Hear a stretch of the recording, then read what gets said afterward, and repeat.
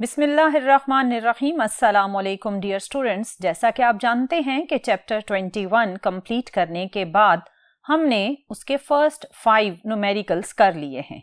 आज हम last 5 numericals attempt करेंगे, तो चलिए स्टार्ट करते हैं।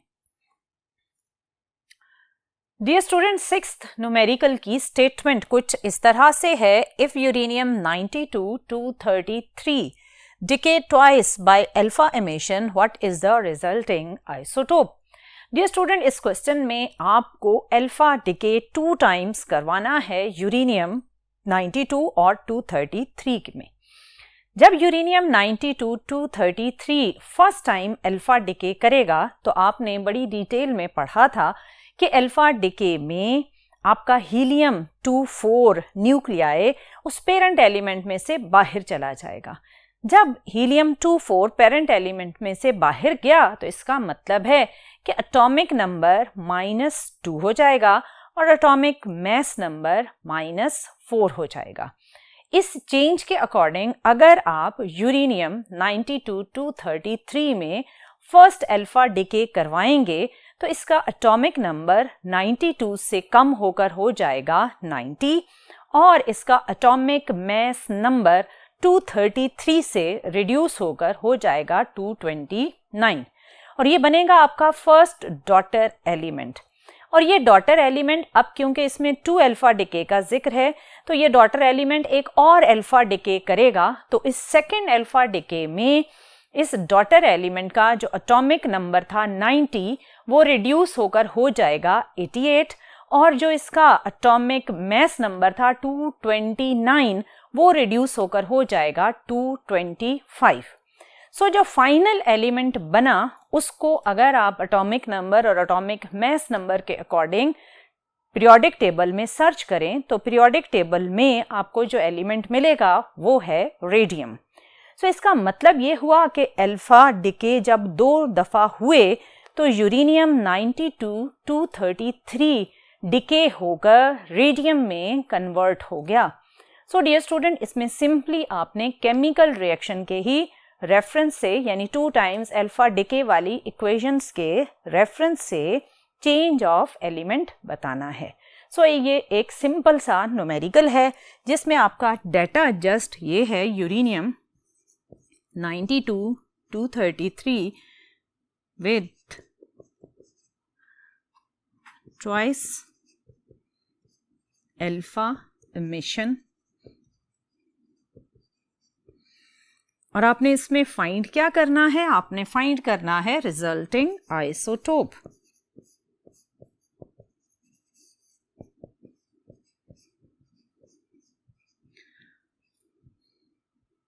इसमें आपने जब सॉल्व करना है तो पहले आप इसको स्टेप बाय स्टेप कर लेते हैं। इसका फर्स्ट अल्फा डिके जब होगा तो क्या होगा।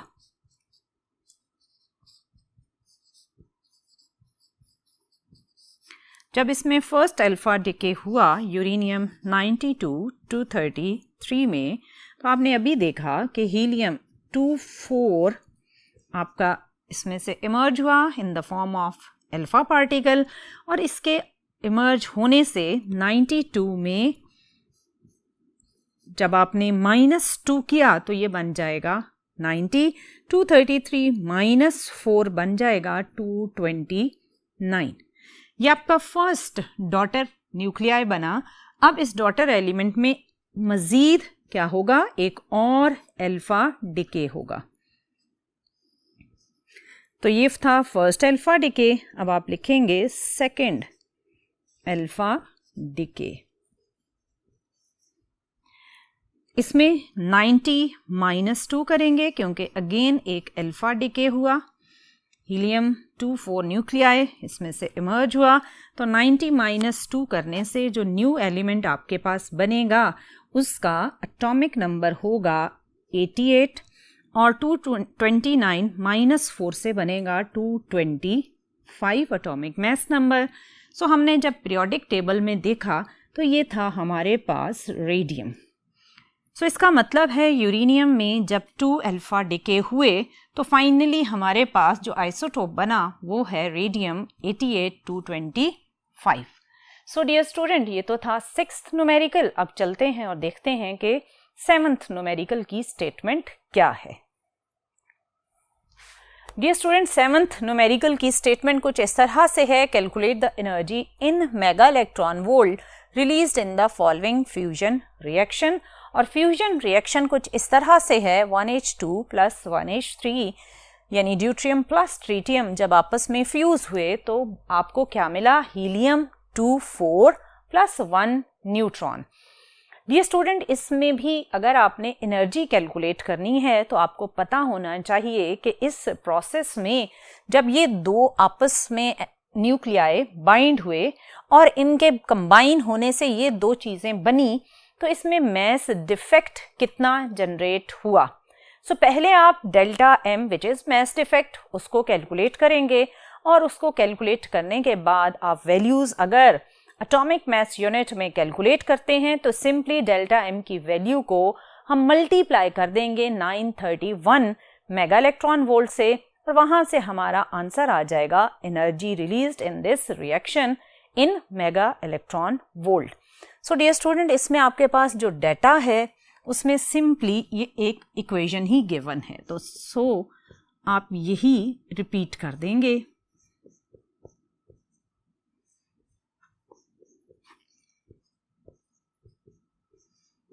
वन न्यूट्रॉन, इसमें आपने फाइंड क्या करना है, energy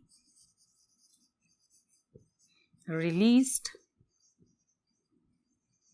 that is delta E, ये आपने कैलकुलेट करनी है। सो जब आप इसे सॉल्व करेंगे तो आप लिखेंगे first we calculate mass defect,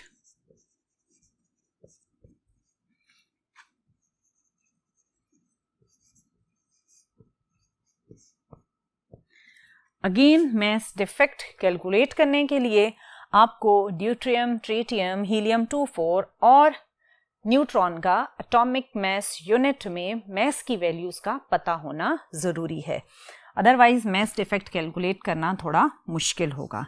delta M में आपके पास जो पेरेंट न्यूक्लियाई हैं वो ये हैं, तो आप लिखेंगे mass of deuterium plus mass of tritium और इसमें से आप सब्ट्रैक्ट करेंगे mass of helium 2 4 plus mass of neutron.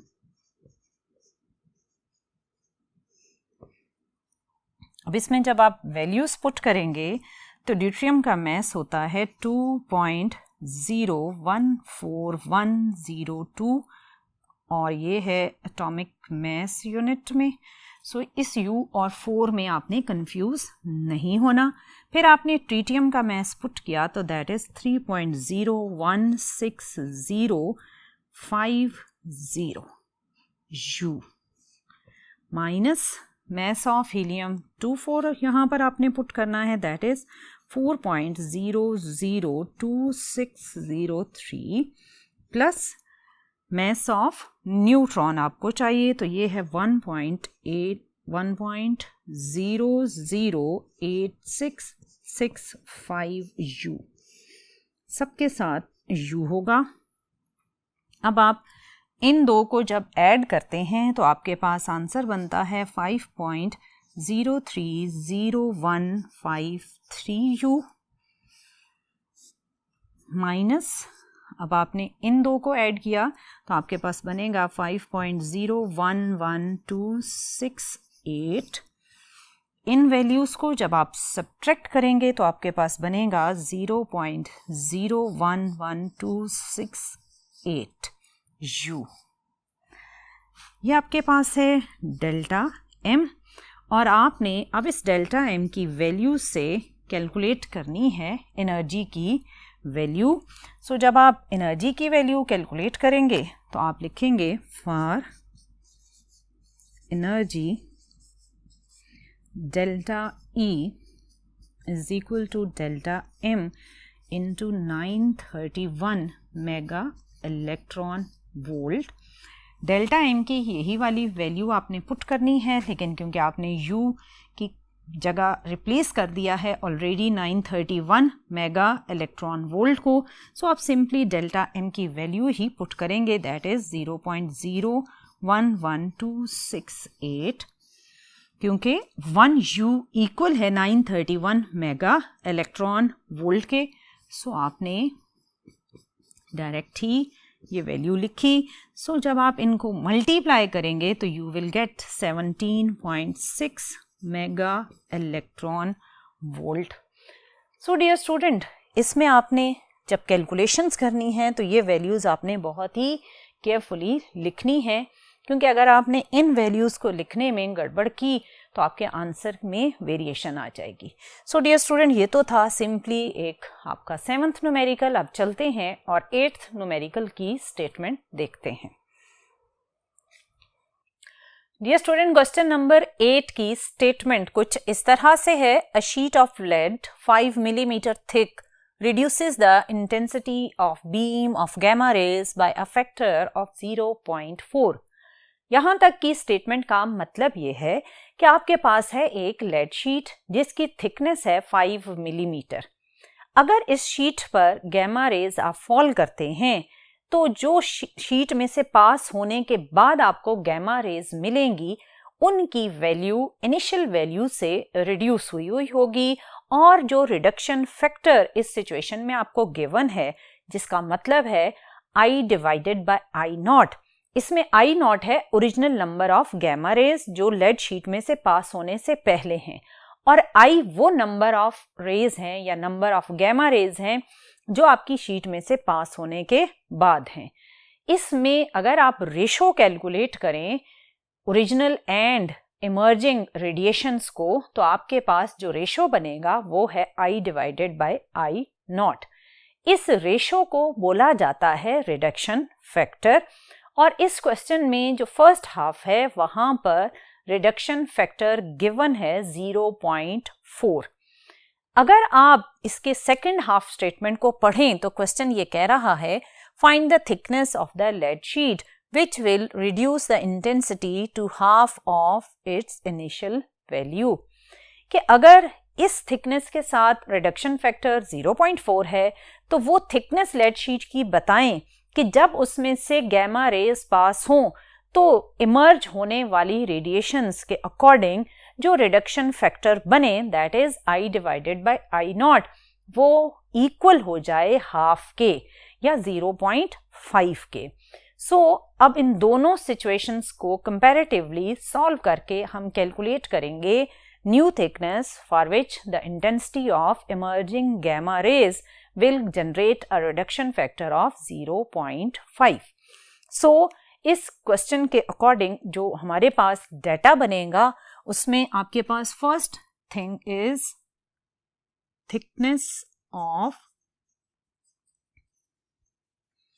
lead sheet.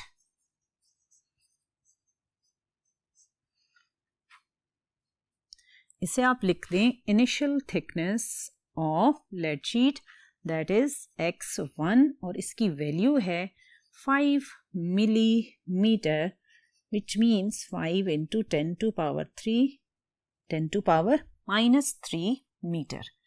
और आपके पास जो रिड्यूसिंग या रिडक्शन फैक्टर है वो है I divided by I not, और इसकी वैल्यू आपको गिवन है 0.4. इसे भी आप इनिशियल रिडक्शन फैक्टर कहें. उसके बाद आपके पास जो सेकंड सिचुएशन है वो ये है कि न्यू रिडक्शन फैक्टर आपके पास है I divided by I not which is 0.5. इसे आप I2 भी कह सकते हैं और इसे आप I1 भी कह सकते हैं. आपने फाइंड क्या करना है, आपने इस न्यू रिडक्शन फैक्टर के कोरस्पॉन्डिंग जो थिकनेस ऑफ लेड शीट है वो आपने कैलकुलेट करना है. तो आप लिखेंगे new thickness of lead sheet which is equal to x2, ये आपने फाइंड करना है। और जब आप इसे सॉल्व करेंगे तो सॉल्व करने के लिए आपने जो इक्वेशन यूज करनी है वो इक्वेशन है ये, जिसमें i is equal to I naught exponential minus mu x है। इसमें i है आपके पास न्यू इंटेंसिटी, i नॉट है इनिशियल इंटेंसिटी, x है थिकनेस ऑफ द शीट और म्यू कहलाता है एब्जॉर्प्शन कोफिशिएंट। सो आपने लेड शीट के लिए पहले कैलकुलेट करना है म्यू की वैल्यू को, विच इज एब्जॉर्प्शन कोफिशिएंट, क्योंकि फिर दोनों सिचुएशन यानी इनिशियल थिकनेस x1 और फाइनल थिकनेस जो आपने x2 कैलकुलेट करनी है, दोनों की सिचुएशंस में आपको mu which is absorption coefficient उसकी वैल्यू रिक्वायर्ड होगी। सो पहले हम इन दो डेटा वैल्यू से म्यू की वैल्यू को कैलकुलेट करेंगे और फिर इस सिचुएशन में उसी म्यू की वैल्यू को यूज करेंगे और न्यू थिकनेस x2 कैलकुलेट करेंगे। So for first thickness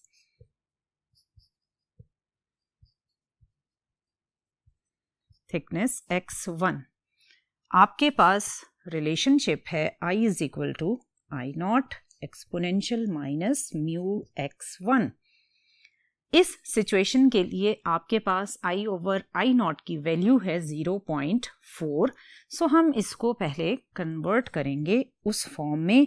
I not आप इस साइड पर शिफ्ट कर लें तो ये बनेगा माइनस म्यू x1।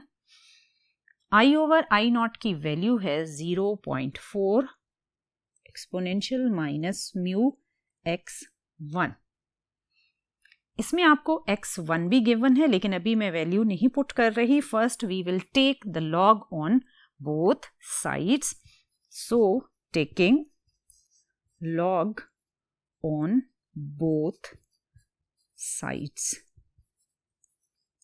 आपने नेचुरल लॉग लेना है। सो आप लिखेंगे natural log 0.4 which is equal to natural log of exponential minus mu x1। इसमें जब आप 0.4 का नेचुरल लॉग कैलकुलेट करेंगे तो ये आएगा माइनस 0.916 और यहाँ पर क्योंकि एक्सपोनेंशियल में है तो ये कुछ इस फॉर्म में चेंज हो जाएगा। एक्सपोनेंशियल e का जब आप नेचुरल लॉग लेते हैं तो वो 1 ही आ जाता है। अब यहाँ से आपने म्यू की वैल्यू कैलकुलेट करनी है। पहले आप नेगेटिव साइन कैंसिल कर दें। सो आपके पास 0.916 divided by x1 will give you mu. यहाँ पर आपके पास x1 की वैल्यू है 5 into 10 to power minus 3। So आप जब 5 into 10 to power minus 3 value यहाँ पुट करेंगे और 0.916 से डिवाइड करेंगे तो आपके पास जो म्यू की वैल्यू आएगी वो आएगी 183.2। सो डियर स्टूडेंट, यहाँ तक आपने एब्जॉर्प्शन कोफिशिएंट की वैल्यू को कैलकुलेट किया for the first situation which is thickness x1 situation. अब आपने न्यू थिकनेस x2 के लिए इसी इक्वेशन को यूज करना है। उस इक्वेशन में अब आपको reduction factor i over I naught known है, दैट इज 0.5 और आपके पास mu which is absorption coefficient वो आपने कैलकुलेट कर लिया है और यहाँ अब हो जाएगा x2 और आप इन्हीं स्टेप्स को ऑलमोस्ट फॉलो करेंगे और x2 की वैल्यू को कैलकुलेट करेंगे। सो आपके पास सेकेंड सिचुएशन होगी फॉर न्यू थिकनेस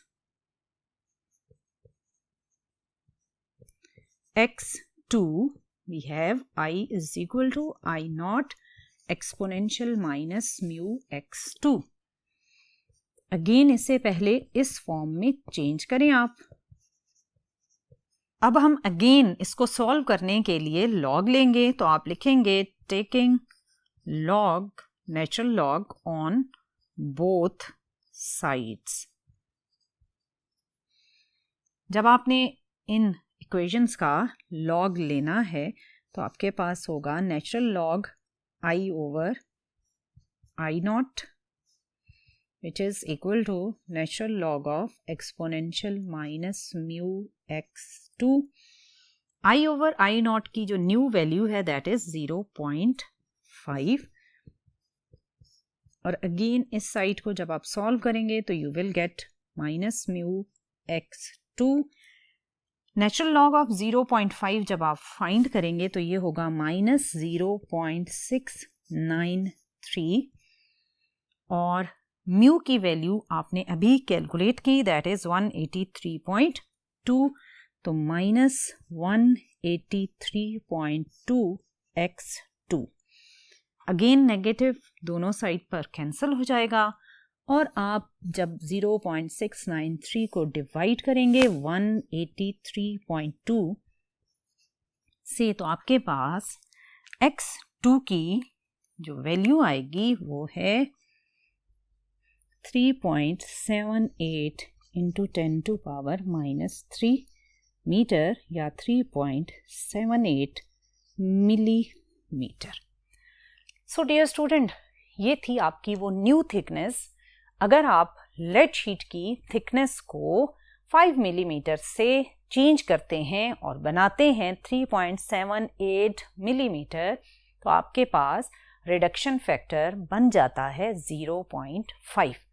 सो अब चलते हैं और देखते हैं कि नेक्स्ट क्वेश्चन की स्टेटमेंट क्या है। डियर स्टूडेंट, क्वेश्चन नंबर 9 की स्टेटमेंट कुछ इस तरह से है। Radiation from a point source obeys the inverse square law if the count rate at a distance of 1 meter from GM counter is 360 counts per minute, what will be its count rate at 3 meter from the source? Dear student, question में ये कहा गया है कि GM counter में अगर आपने radio active source को उसके डिटेक्टर से 1 मीटर के डिस्टेंस पर प्लेस किया तो वो जो काउंट रेट आपको दे रहा है that is 360 counts in 1 minute. अगर आप ये डिस्टेंस बढ़ा देते हैं यानी रेडियोएक्टिव सोर्स को दूर कर देते हैं और 1 मीटर से आप चले जाते हैं 3 मीटर के डिस्टेंस तक तो जो काउंट रेट होगा वो ऑब्वियसली रिड्यूस हो जाएगा क्योंकि अभी आपने जीएम काउंटर को रेडियोएक्टिव सोर्स से दूर कर दिया है। सो काउंट रेट रिड्यूस हो जाएगा और कितना रिड्यूस होकर काउंट रेट मिलेगा ये आपने कैलकुलेट करना है। और ये भी कहा गया है कि जो डिस्टेंस है और काउंट रेट है ये ओबे करते हैं इनवर्स स्क्वायर लॉ।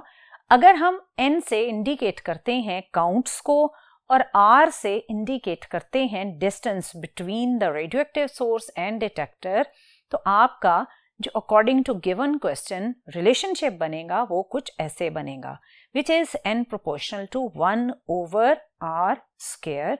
इसको अगर आप इक्वलिटी में कन्वर्ट करेंगे तो इक्वेशन बनेगी n equals to constant divided by r square।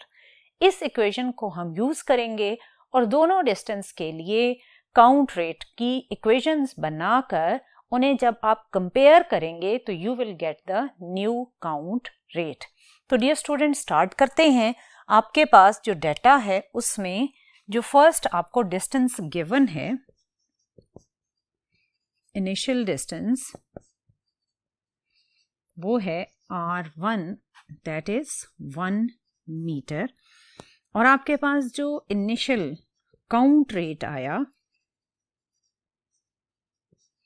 वो है लेट्स सपोज n1 और इसकी वैल्यू है 360 काउंट्स पर मिनट।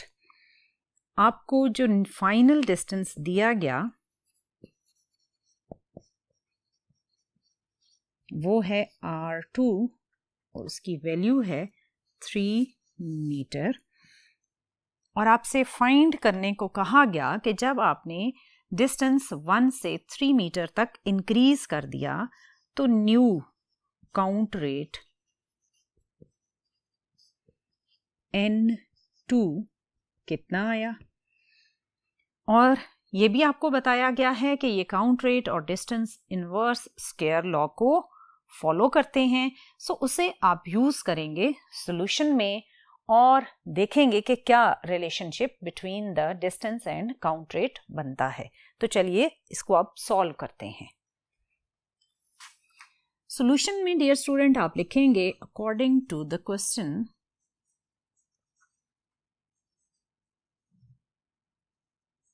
अकॉर्डिंग टू क्वेश्चन आपके पास जो इनिशियल काउंट रेट था वो ओबे कर रहा था इन्वर्स स्क्वायर लॉ को, और इससे अगर आप इक्वलिटी में कन्वर्जन करते हैं तो आएगा constant divided bye R1 square. ये आप इक्वेशन नंबर 1 कर लें।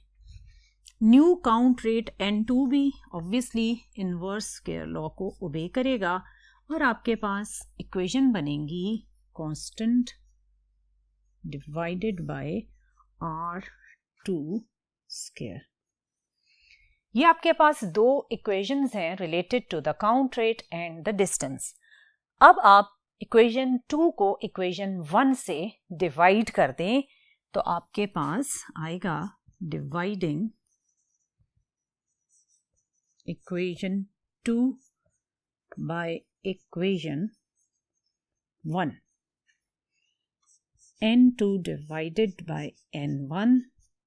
पहले आप ये वाली साइड लिखेंगे constant divided by R2 square, constant divided bye R1 square. जब आप इसको रीअरेंज करेंगे तो आपके पास आएगा N2 डिवाइडेड बाय N1, या R1 स्क्वायर न्यूमरेटर में शिफ्ट हो जाएगा और R2 स्क्वायर आपका डिनोमिनेटर में आ जाएगा। यहाँ से आपने फाइंड करना है N2 which is the new count rate. So जब आप इसको रीअरेंज करेंगे तो आपके पास इक्वेशन कुछ इस तरह से ट्रांसफॉर्म होगी R1 square divided by R2 square. N1 की वैल्यू आपको गिवन थी 360, R1 था 1 मीटर और R2 की वैल्यू आपको गिवन थी 3 मीटर। इसको जब आप सॉल्व करेंगे तो आपके पास आंसर आएगा 40 काउंट्स पर मिनट। सो डियर स्टूडेंट, आपने देखा कि जब आपका डिस्टेंस 1 मीटर से 3 मीटर तक इंक्रीज हुआ तो काउंट रेट 360 पर मिनट से रिड्यूस होकर बन गया 40 काउंट्स पर मिनट। सो ये तो था आपका क्वेश्चन नंबर 9। अब चलते हैं और देखते हैं कि लास्ट क्वेश्चन की स्टेटमेंट क्या है। अ 75 kg person receives a whole body radiation dose of 25 millirad delivered by alpha particle। Question में यहाँ तक ये बताया गया है कि 75 kg एक मैस है, उस पर अल्फा रेडिएशंस फॉल हुई और जो उसने डोज रिसीव की वो डोज थी 24 मिलीरेड। और अल्फा पार्टिकल्स का जो RBE फैक्टर है, जिसे कहा जाता है रिलेटिव बायोलॉजिकल इफेक्टिवनेस फैक्टर, जिसका मतलब होता है कि आपके बॉडी पर अगर different alpha beta gamma different rays की सेम अमाउंट फॉल करती है तो उनका डैमेज एक जैसा नहीं होता। हर रेडिएशन की जो बायोलॉजिकल इफेक्टिवनेस है वो एक दूसरे से डिफरेंट होती है। सो अल्फा का जो RBE फैक्टर है वो है 12। और आपसे कहा गया कि अगर ये सिचुएशंस हैं तो बताएं इस पर्सन ने कितनी एनर्जी अल्फा रेडिएशंस की एब्जॉर्ब की इन जाउल, और साथ ही आपने बताना है इक्विवेलेंट डोज इन रेम। सो इस क्वेश्चन में आपको 3 डाटा वैल्यूज गिवन हैं और इन 3 डाटा वैल्यूज को यूज करके आपने absorbed dose by the person and the equivalent dose find करनी है। Absorbed energy and equivalent dose, 2 values आपने कैलकुलेट करनी है। तो चलिए सॉल्व करते हैं। अकॉर्डिंग टू क्वेश्चन जो हमारे पास 3 डाटा वैल्यूज थी उनमें से फर्स्ट डाटा वैल्यू है mass of the person that is 75 kg, फिर जो डोज एब्जॉर्ब की उसने that is 24 मिलीरेड। मिली को आप 10 to power -3 रेड के अकॉर्डिंग लिखेंगे और इसको फर्दर आपने कन्वर्ट किया ग्रे में एक और यूनिट में, और 1 रेड 0.01 ग्रे के इक्वल है।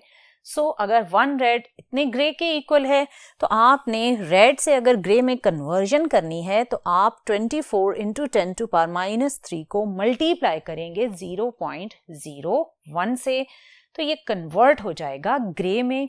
और इसको आप ये भी कह सकते हैं कि आपने कन्वर्जन इस एब्जॉर्ब डोज की जाउल में की है, क्योंकि 1 ग्रे आपके पास 1 जाउल पर केजी के इक्वल है। यहाँ पर आपने जो 24 मिली की वैल्यू है उसके साथ जब 0.01 ग्रे मल्टीप्लाई किया तो आप ये भी कह सकते हैं कि ये जाउल पर केजी में कन्वर्जन है।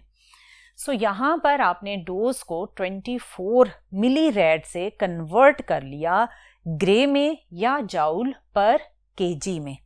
उसके बाद RBE फैक्टर 12 गिवन था, वो आपने लिखा। फिर आपने फाइंड करनी थी एब्जॉर्ब्ड एनर्जी, और इसकी इक्वेशन है मैस इनटू डोज।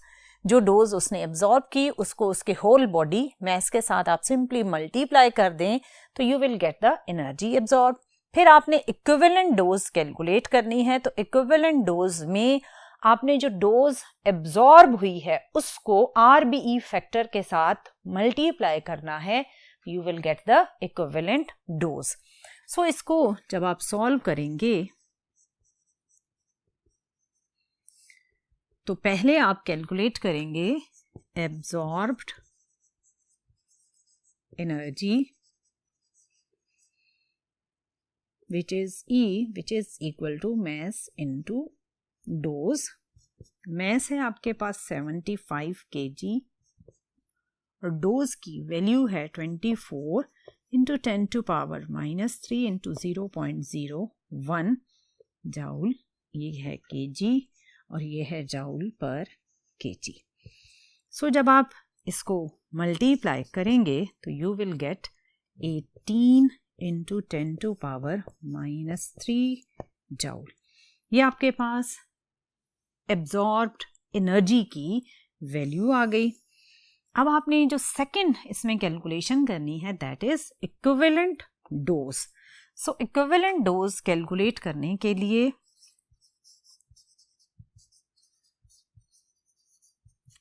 आपने जो इक्वेशन यूज करनी है that is dose plus RBE factor.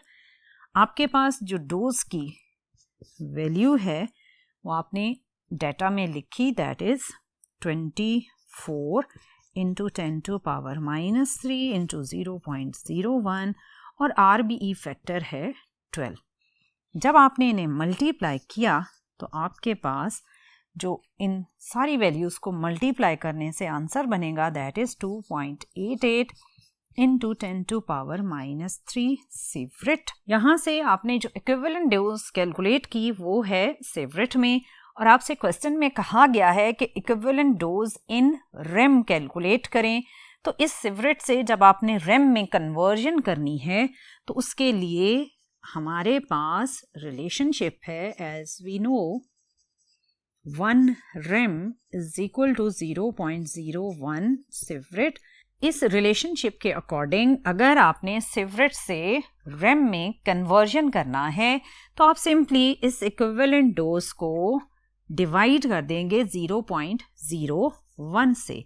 So equivalent dose आपके पास होगा 2.88 into 10 to power -3 divided by 0.01 in rem. तो आपके पास इक्विवेलेंट डोज की वैल्यू आएगी 0.29 रेम। सो डियर स्टूडेंट, इसमें आपने जो एनर्जी एब्जॉर्ब थी उसे कैलकुलेट किया सिंपली मैस और डोज वैल्यू को मल्टीप्लाई करके, और फिर जब आपने इक्विवेलेंट डोज कैलकुलेट करनी थी तो आपने डोज को RBE फैक्टर से मल्टीप्लाई किया। RBE फैक्टर से जब आप मल्टीप्लाई करेंगे तो जो फर्स्ट डोज का आंसर आता है वो सीवरेट में आता है, और आपसे कहा गया है कि उसे रेम में कैलकुलेट करें। सो रेम में कैलकुलेट करने के लिए आपने 0.01 से डेटा वैल्यू को, जो ये वैल्यू है, इसको डिवाइड किया तो आपका इक्विवेलेंट डोज 0.29 रेम में कन्वर्ट हो गया। सो डियर स्टूडेंट, यहाँ पर आपके लास्ट 5 न्यूमेरिकल्स खत्म होते हैं और साथ ही पार्ट 2 फिजिक्स का लास्ट चैप्टर भी अपने एंडिंग तक पहुँच गया। अब इजाज़त दीजिए, अल्लाह हाफिज़।